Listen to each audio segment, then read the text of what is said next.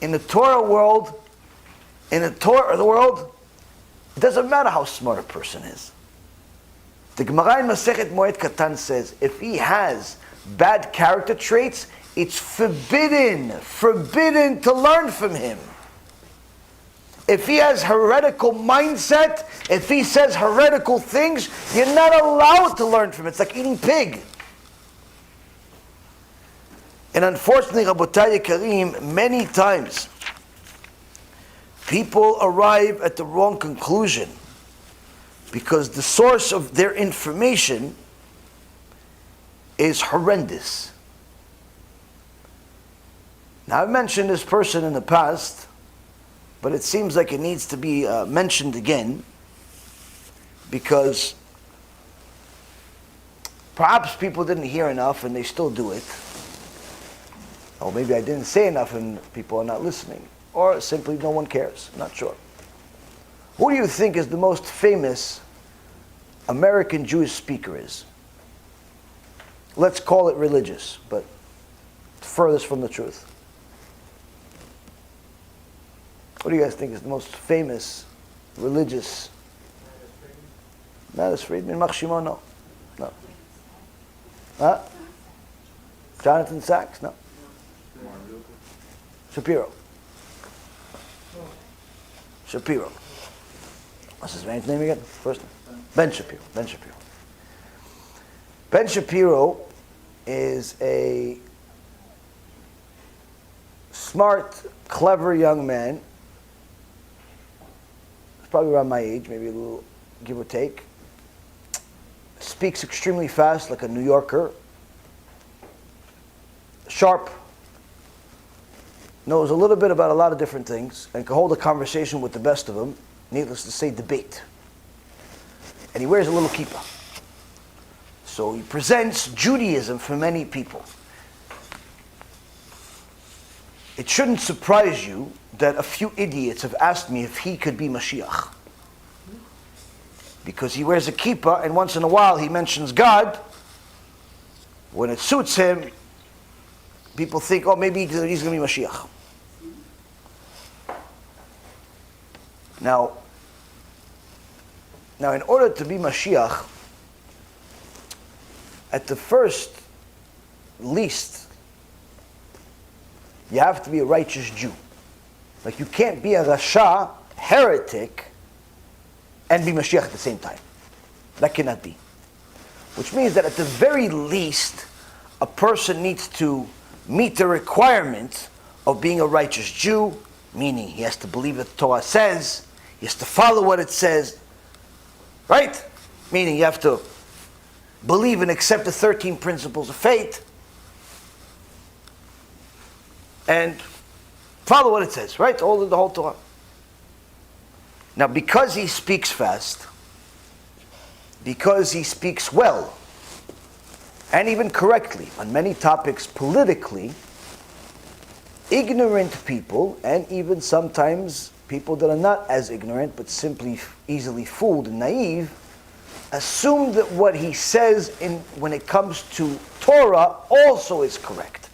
Like his opinion, for example, about the political situation as far as whether it be racism, whether really there is racism as much people say as there is or not, or his opinion about abortion. Many of the things that he says are correct when it comes to that. When he talks about the liberal, lefty-minded types of people and how much damage they cause to society, many of the things that he says are correct. There's no problem with it. But I wish he would just shut his mouth and stick to those topics and don't even say a single word about Torah. Because every single word that comes out of his mouth when he talks Torah is heretical. So much so, I have to mention it again today. Because his videos are extremely popular. His show is extremely popular. He gets to literally millions of followers, millions of listeners. And many ignorant people, Jews and non-Jews alike, actually think that what he says is correct. And no one is speaking against it from the Jewish world. A few Christians are speaking against it, but you know, everything they believe is also wrong. So who's listening to them?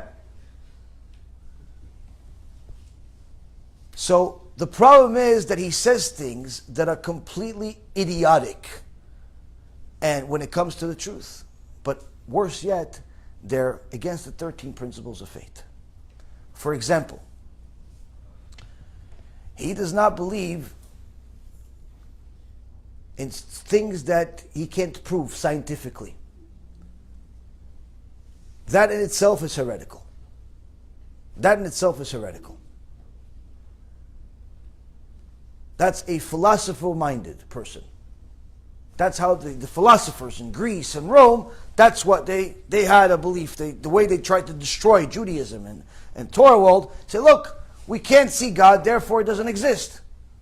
It's like, see, there's a closet, okay, so you know the closet exists. You see that there is a building, okay, so you know the building exists. You see that there's a chair, okay, so you know that the chair exists. Do you see God? Oh, you don't see God, okay, so therefore God doesn't exist. Until a clever young Jewish guy came in, a little Jewish kid says, oh, you see the chair? Yeah, so you know the chair exists. You see the books? Okay, so the books exist. You see the people? So the people exist. You see the teacher's brain? No. Okay, so it doesn't exist. So he has the mentality that if he doesn't see things, therefore he doesn't know whether they exist or not, and he gives the impression that it may or may not. In Judaism, we don't have such luxury to say maybe yes, maybe not, and whatever we feel like it. So, for example, when he was asked by some atheist that he had a sit-down with, which, by the way, according to the Gemara and the Shulchan Aruch, you're not allowed to have conversations with such people. The Gemara in Masechet Avodah Zarah says that Rabbi Eliezer ben Horkenos benefited by simply enjoying one word, like a joke, that a Christian said, and a Kadosh Baruch Hu almost killed him for it. Not allowed to have these debates with Christians just for the sake of a show, or have these discussions, these sit-down coffee discussions with people. Oh, let me talk to the atheist and have a nice conversation. You're not allowed to have such things. Why? Because Jewish people follow you, they could potentially follow him as a result too. This atheist, this heretic, because of you. Yeah, but that's my show. Okay, well, you should change your show then. What can I tell you? And he has these debates with Christian missionaries and alikes, and atheists, and all types of people that we as a Jews are not allowed to listen to. Hence the reason why all of a sudden in the last few years, many modern Orthodox Jews began to have an interest in Christianity. This is one of the sources. Because he's very popular and he speaks to Christians on a regular basis, especially the Christian missionary types. He speaks to them and debates with them. Many modern Orthodox people get to see a little bit of Yoshke in their life. A little bit of Mary, a little bit of Yoshke, maybe some Yossi. But you have a keep on. Yeah, keep on. You're still a Jew. That's what happens. That's what happens in this philosophical type of minded. You allow yourself to roam in the lion's den. Now he allows himself to roam in the lion's den because he did good in the political world as far as speaking against and tearing down a few people, so he figures that he could take on religion also. And unfortunately he's destroying any one of his listeners that has any inclination to Judaism at all. Why? Because everything he says is wrong. It's simply wrong. He says that he doesn't believe that there is a soul or an afterlife because he's not really sure. Or maybe there is, but I'm not really sure, but probably not. That's what he says. So in essence, you die, probably nothing going on. You just turn to a tree. Just turn to a tree. Why is he so? The guy asks him, so why do you keep the mitzvot? Why do you keep the Torah? He goes, I keep the Torah because I think that by following the religion, it's just simply going to give you a better quality of life and a better society. Not because God said so. Because it's better to have rules. The Rambam writes,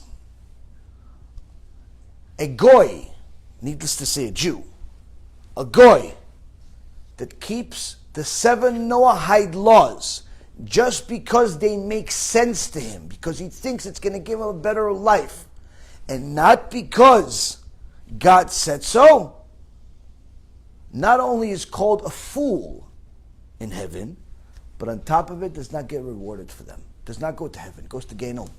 Why?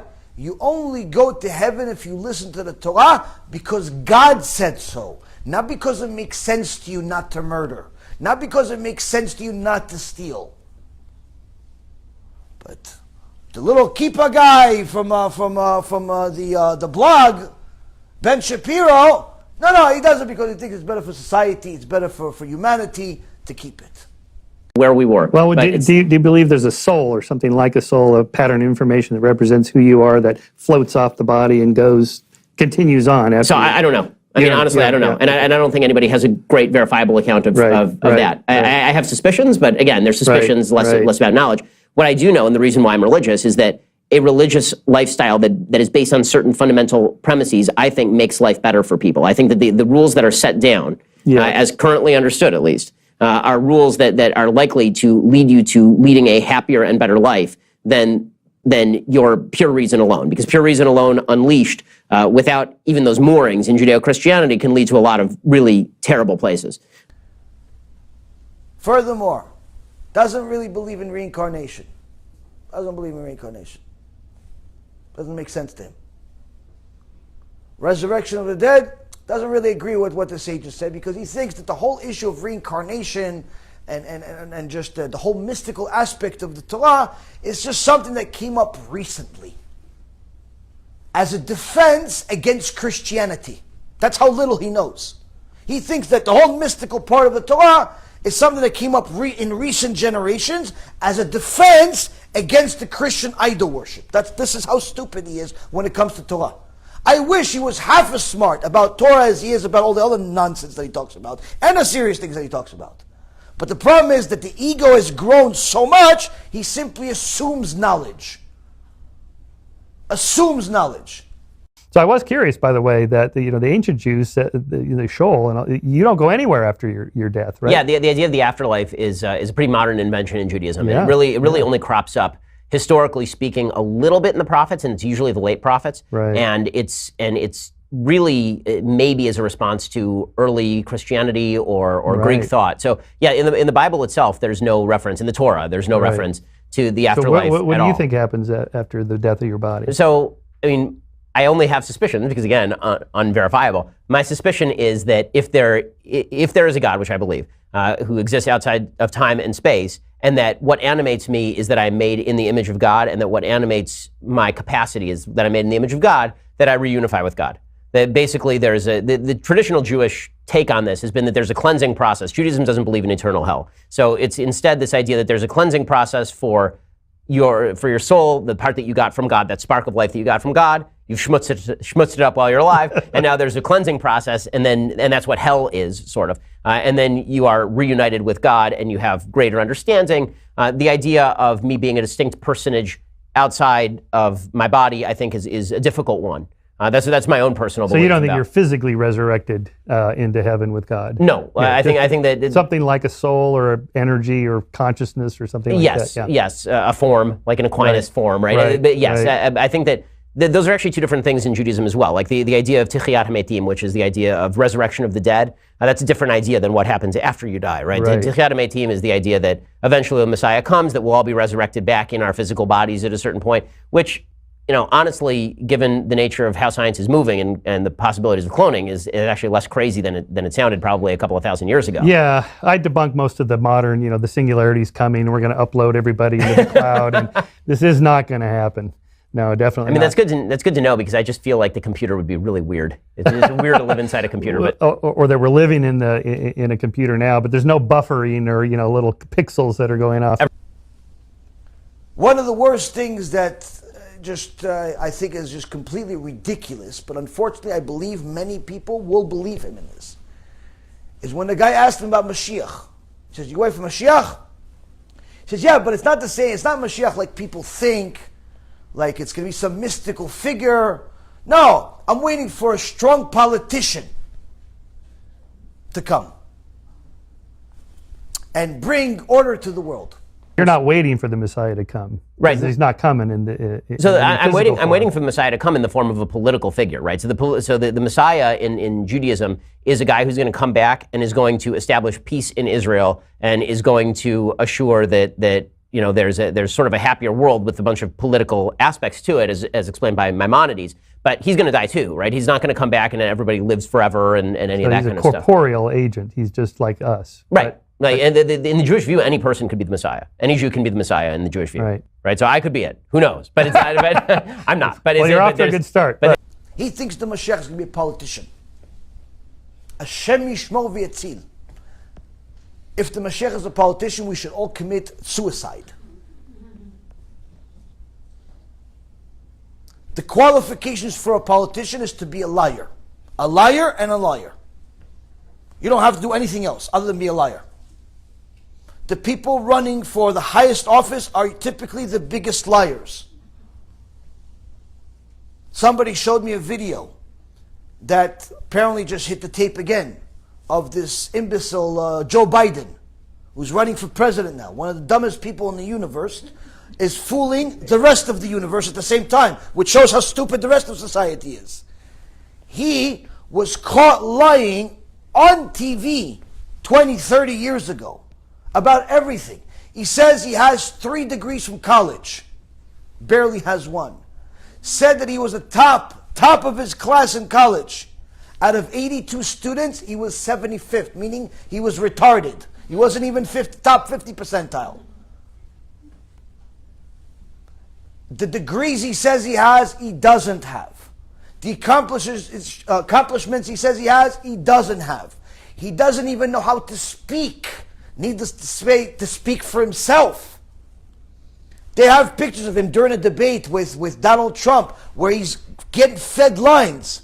There's a microphone in his hand, a microphone in his ear. Someone is telling him what to say. He doesn't know how to speak. In a debate, the whole point is to know what you have on your mind. He has people telling him what to say. When he gives a speech, he reads from a thing. Somebody's telling him what to say. To a news network. About himself, he doesn't know what to say. When he was told, read off these numbers, this report of coronavirus, of how many deaths there happened, and so on. He doesn't know numbers. He says 1,000 and 100 and 5,000 and 6,000 and 5,000 and 6,000. All is one number. All of this is, he doesn't know anything. And guess what? He could potentially be the next president of the United States. One of the dumbest people that ever walked the surface of the earth could potentially be in a position of power, which really means the people behind them become president. We just don't know who they are. So you don't really have to be smart to be dangerous. But when you're smart, it actually makes you more dangerous. Needless to say, Ben Shapiro, in my opinion, more dangerous than Biden to the Jewish world. Why? Because many Jews, especially young ones, listen to him and hold what he says as this is Judaism. Why? He has a kippah on. He's modern Orthodox. He says he's, modern Orthodox. He doesn't deny it. He says he's proud to be a Jew. But once in a while, he'll say something heretical that either you don't know that it's heretical, or if it is, you're just like, oh, he probably has a source because he's so smart and he says it so quickly, he probably knows what he's talking about. So when he says that he thinks the Mashiach is going to be a politician, people are like, oh, you know what, that makes sense. Maybe, you know what? Maybe I thought, you know what? Maybe Trump is going to be Mashiach. Yeah, but he has to be a Jew too. No. Ben Shapiro will figure that out. Maybe Ben Shapiro is going to run for office and he's Mashiach really. And people have all these ludicrous beliefs when a person doesn't know the very basics of Judaism. Doesn't know anything, any basics about Judaism. Violates the 13 principles of faith openly and in public. Says that the things that you prayed for, all of you prayed for on Yom Kippur. You had a vidui gadol. And the vidui gadol, you said, I'm sorry for a lot of things. But you know also what you said I'm sorry for? You said, I'm sorry for all the things you did during this life and the previous life. Meaning what? Reincarnation and a soul is not a mystical belief that only some people follow. It's the foundation of Judaism. It's the fundamentals of Judaism. It's not something that just came up and you could choose. It's in your machzor. You said, I'm sorry for your previous life. Meaning, you testified that you have lived before this life. So, when someone says things like that so carelessly, and just has conversations with heretics like they're friends, guess what? Not only does it show that they're damaged, they've become a heretic, they are a heretic, but all of the fans, all of the listeners, all of the people that are listening to him, especially after today, after listening to today, for sure are either heretics or on their way to being heretics. Now you're going to say, wait a minute, but he's really popular. Maybe he could do this, maybe he could do that. Alvai does tshuva. But Rabotai, popularity doesn't mean good. Big noise doesn't mean good. The Sefer Melachim, Aleph, Kings 1, has an extraordinary story in it that gives us a little bit of an idea of what to expect as far as how Mashiach is going to show up. Because most of us, we think that Mashiach is going to come in some type of flashy way. All of a sudden, some politician takes off the mask and says, I am Mashiach. Or some guy on YouTube says, I am Mashiach. And makes some type of scene. It doesn't work that way. It won't work that way. I promise you it won't work that way. Eliyahu Navi did everything and anything possible that he could to defend the honor of HaShem. In chapter 19 of the book of Kings 1, Eliyahu Navi is fleeing Achav and Izebel after they killed righteous prophets, and he rebuked them. They tried to kill him and he fled them. He eventually gets to the desert, can't find any food, and he passes out after crying to HaShem that he tried his best, it's not working, there's no food, there's no nothing, I guess HaShem wants to kill me, that's it, I don't deserve to live. Suddenly, an angel of HaShem comes to Eliyahu Navi, wakes him up, and tells him, eat this. And miraculously, there was a little bit of food and water next to Eliyahu Navi in the middle of the desert. Eliyahu, so tired and consumed and literally on the verge of dying, he was barely able to get up and eat the food. He drank, he ate, and he passed out. Shortly later, that same angel wakes him up again, says, eat this. More food. You're going to need it because the journey is long. He eats the food and gets superhuman powers to allow him to walk through the desert for 40 days and 40 nights without eating and drinking, or stopping, or sleeping. This is in the Tanakh. Supernatural, but it's literal. After 40 days and 40 nights of walking through the desert, he arrives at Mount Chorev, Mount Sinai. Gets to the mountain. This is where Hashem wants him to be. But he doesn't know why, because Hashem hasn't spoken to him in a long time. Last he heard of him was 40 days ago from the angel. Suddenly he hears a message. Why are you here, Elijah? Ma lecha po Eliyahu. What are you doing here? What are you doing Mount Sinai? In essence, what HaKadosh Baruch Hu is asking him, what's your best merit that allows you to be here? Why? If I was Eliyahu, I'd say, listen, I prayed every day in the morning, in the afternoon, at night, I learned Torah, I did mitzvot, and by the way, I did some rebuking, I did some this and did some that. I mentioned everything, the whole cheshbon, everything I ever did since the time I was born. Everything I remember, I'm going to mention. Eliyahu Navi mentions one thing. Says, one mitzvah I did, that's everything. Vayomer, kano kineti la Adonai Elohai tzevaot. כי עזבו בריתך בני ישראל, את מזבחותיך הרסו, ואת נביאיך הרגו בחרב. He says to HaKadosh Baruch Hu, I have acted with great zealousness for HaShem, God of legions. For the children of Israel have forsaken your covenant. They have raised your altars, and have killed your prophets by the sword.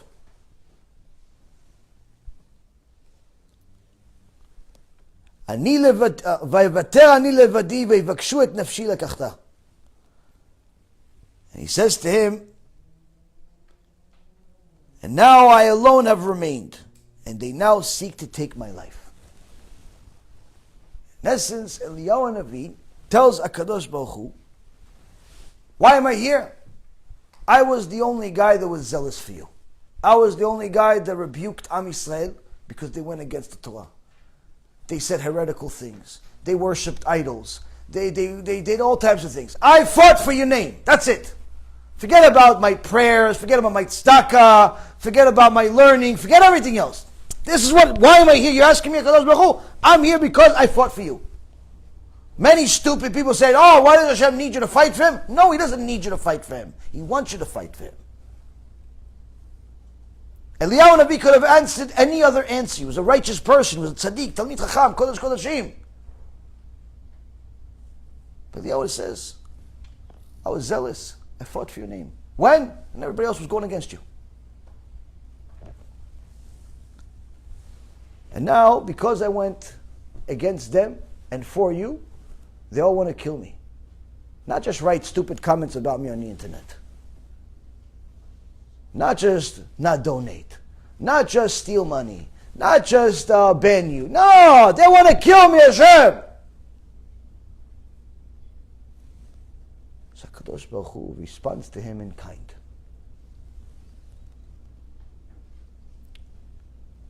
He says to Eliyahu, go out in the cave and stand on the mountain.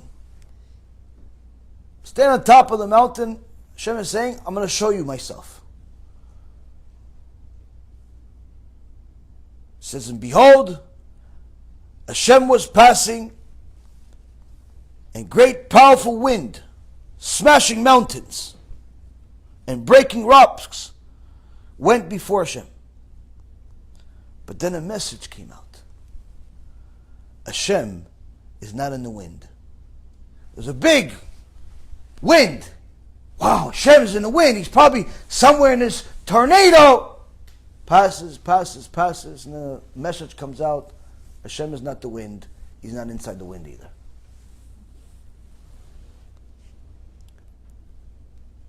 Then after that, a huge noise, an earthquake. See, the whole mountain is shaking. The ground is shaking. And the message comes out. Hashem is not in the earthquake. Hashem is not in the earthquake.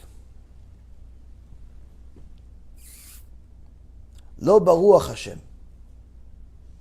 And after the earthquake comes a fire. And again, it says Hashem is not in the fire. And after all of this theatrics, this extraordinary miracles after miracle, I can't even imagine what Eliyahu Navi was looking at. Suddenly, nothing. no noise at all. No sound at all. And that's when Hashem shows up. The Gemara in Masechet Brachot, page 48a, says from here we learn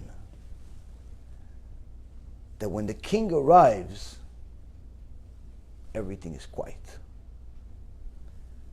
Meaning that all of these theatrics and craziness that happens, that's before the king comes. Once the king shows up, everybody's quiet. If they're still noisy, he's not the king. He's not the king. In the world today, people are scared of celebrity status, whether losing it or going against it. People are scared to go against the norm, even though the norm is abnormal. Why? There's a lot of noise everywhere. But don't think that just because something is popular, that's what Hashem wants. There's 2 billion plus people that are Muslims that want to kill Jews. There's 2.5 billion Christian idol worshippers that are killing Jews spiritually on a regular basis. And at times also physically too. There are billions of people that are 100% idol worshippers from all countries and so on. You can't get any proofs as of validation of any kind as a result of large numbers. It doesn't mean anything. But you see, Rabotai, what you can get is 100% certainty. 100% certainty from just a few Jews. Because why? They rely on an opinion. It's the only opinion that counts. It's God's opinion. And God tells us His opinion, sometimes directly, sometimes indirectly, through His sages.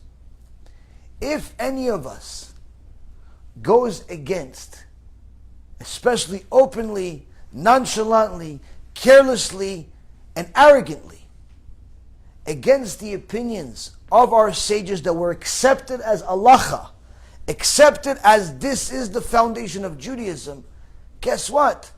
You officially become a void.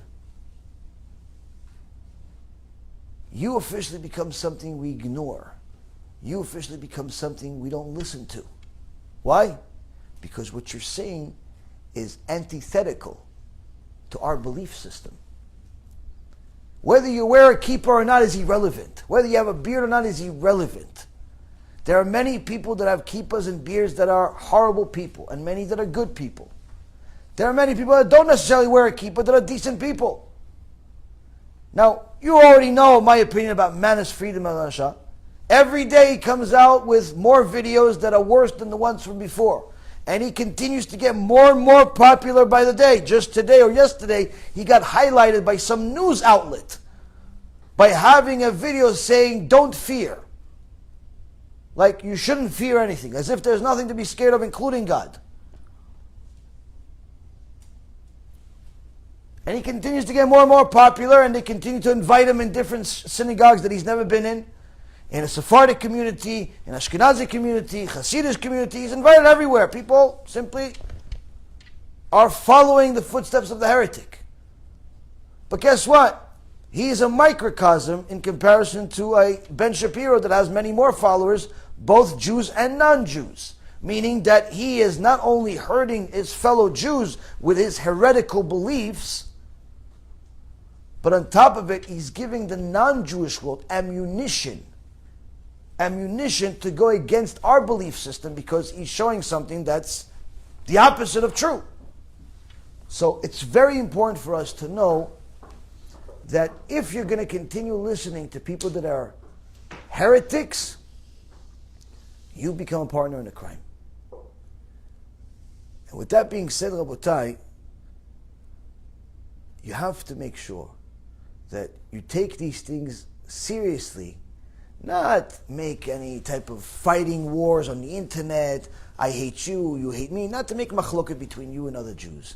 Not to make a whole, who can insult each other better. But rather, you have to be careful with which friends you choose and where you spend your time. If your rabbi, your speaker, is a follower of atheists, is a friend of idol worshippers and so on, guess what? You're going to become one too. And this is the reason why Shapiro is moving to Boca Raton, by the way. There's a rabbi that's a perfect fit over there. No, he really is. He's moving to Boca Raton. That community. Why? Because that's his foundation, and that's where there's further teaching there. I wish he did tshuva because I think he could do a lot of good. I just don't think it's likely. Why? He would have to stop what he's doing and actually start learning Torah. But that's not good for business. His business. And the only reason why I go public with stuff like this is because I know this is really the only way to get the message out there. To do private teachings, oh listen, Ben, you should change. It's not going to work. Why? Because those messages, those videos of his heretical teachings are out there in the millions. He would have to literally remove every single video he's made talking about religion, and on top of it, file copyright infringement on any single person that ever has his video on there, which is not happening, because then they would file against him and so on. Meaning, the damage is too big to fix. Hopefully, he can do tshuva at least to contain his own life, but I don't know how he can fix the rest of it. My concern is not really him.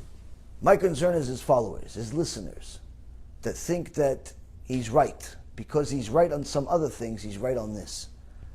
To say that, you don't necessarily believe in an afterlife 100% because there's no real proof to it, or the issues with souls, or that the Mashiach has to be a politician, or other different things that I've heard him say in different short clips that people have sent me that are literally antithetical to Judaism altogether. Or simply, just by itself, him saying that he only keeps the Torah because he thinks it makes sense for society, and not necessarily because God said so. Or best yet, my favorite, he says that Judaism does not believe in eternal punishment. Even though the Ramban writes in Sha'ar HaGmul that eternal punishment is very much a fundamental belief of Judaism. The Gemara Masechet Rosh Hashanah, page 17a and 16b, both say that eternal Gehinnom is very much standard in Judaism. And many other places, but no, Ben Shapiro, that never even finished anything in his life according to the Torah, he just decides that no, we don't believe in eternal Gehinnom. We don't believe in it. It's just a cleanup process because you have some schmutz, but then everything's okay. In so many words, Rabotai, he created a new religion, and he made Donald Trump or whoever right-minded person as the Mashiach. That's what he did, and that's a very, very dangerous person. Much more dangerous than a lot of people think. He may very well be a nice person, but apparently all the Netflix that he watches, all the movies that he talks about, apparently they made his mind a little stupid spiritually. A little stupid spiritually. And unfortunately, when you're a public person, it's too expensive for you to be stupid spiritually. Why? Because now your opinion is now other people's knowledge. Your opinion is other people's knowledge. Therefore, when your opinion is against the Torah, their knowledge is against the Torah. Therefore, they are going to go to Gehinnom because of you. So the only hope we have in order to reach some of those people is hopefully they watch this, or they hear about it from somebody else. It's really the only hope. At least we made our effort. But that's it, Rabotai. I'm not interested in debating him or anybody else. I have nothing in this. It's just that there's so much damage being caused by ourselves, by our own people. Our own people. And no one's really doing enough about it. So hopefully we could do something, maybe to encourage others to do more. But either way, the Torah itself tells us that we have an obligation. We have an obligation to say something.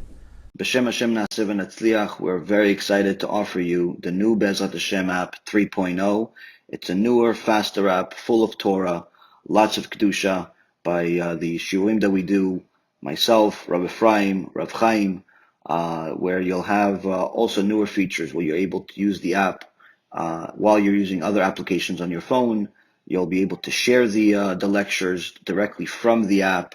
You'll be able to donate online and support our Cube and our Torah work that we're doing. And the most exciting feature is that you'll be able to actually ask questions directly on the app and get answers from the rabbis directly from the app. This is something unprecedented, and Baruch Hashem will be able to offer it. Thank you again for all of your support. Check it out. Make sure you have the kosher Torah that will re-energize your neshama each and every single day. Call to B'chava Tzlacha.